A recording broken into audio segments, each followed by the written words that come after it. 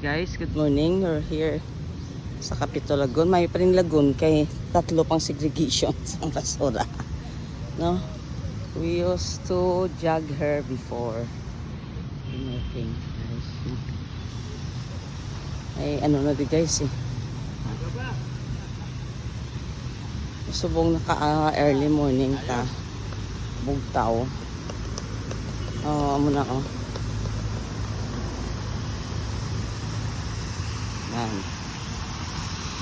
Noong una may ano pa na din may cottage na gusto nga floating cottage na pwede kakakaon. So may ano dito. Tapos may mga tilapia na da guys. Ato may alam negros. Malibot ta. Malibot ta sa lagoon. Kataom sini na lugar. Good morning. God bless everyone.